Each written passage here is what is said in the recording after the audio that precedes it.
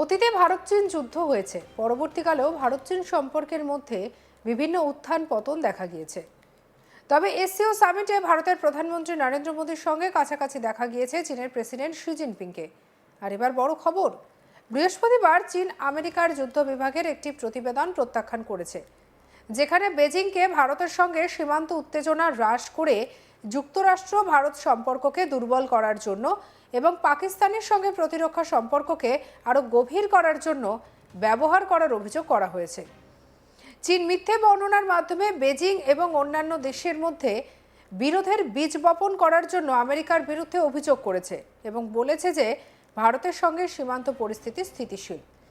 চীনের বিদেশ মন্ত্রকের মুখপাত্র লিন জিয়ান বলেন, চীন দু দেশের সম্পর্ককে কৌশলগত এবং দীর্ঘমেয়াদী দৃষ্টিকোণ থেকে দেখার এবং পরিচালনা করার উপরে জোর দেয়। আমরা যোগাযোগ জোরদার করতে, পারস্পরিক আস্থা বৃদ্ধি করতে, সহযোগিতা বৃদ্ধি করতে এবং ভারতের সঙ্গে মতবিরোধগুলি সমাধান করতে ইচ্ছুক। চীন ভারত সীমান্ত সমস্যা এই দুই দেশের মধ্যে একটি বিষয়।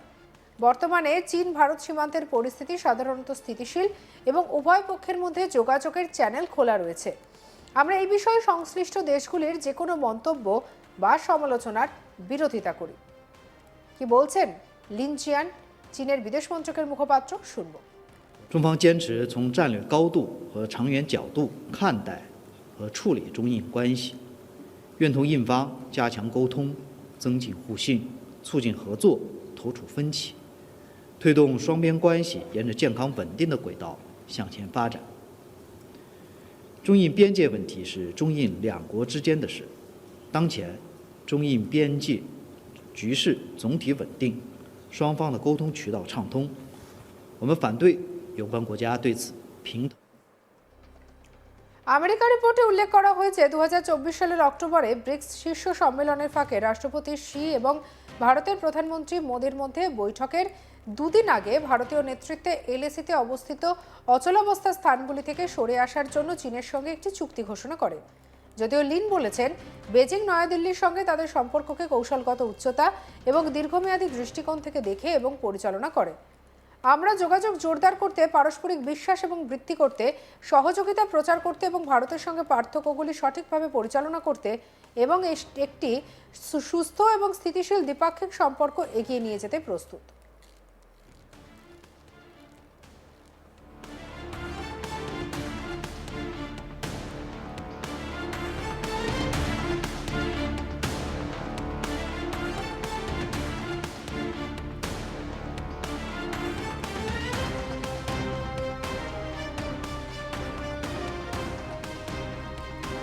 অতীতে ভারত চীন যুদ্ধ হয়েছে, পরবর্তীতেও ভারত চীন সম্পর্কের মধ্যে বিভিন্ন উত্থান পতন দেখা গিয়েছে।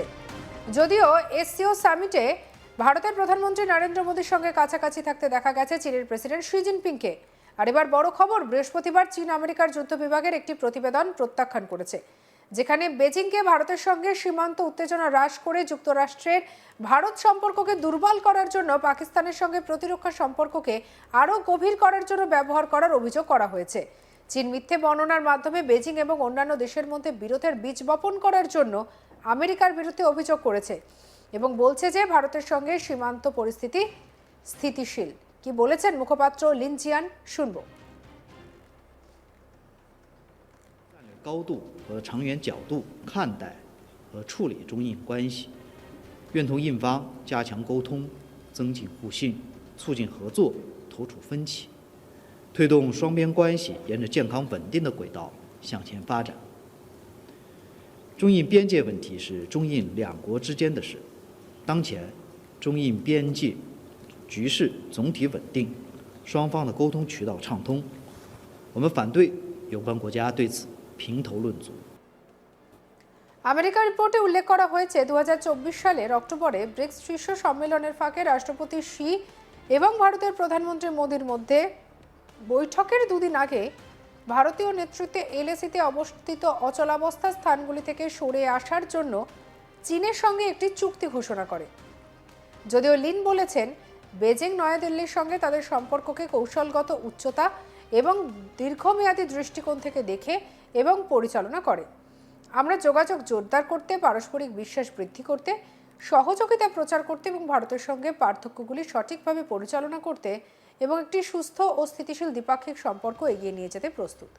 সঙ্গে রাখুন আজ তাক বাংলাকে। আপনার মতামত জানান কমেন্ট সেকশনে, সাবস্ক্রাইব করতে ভুলবেন না।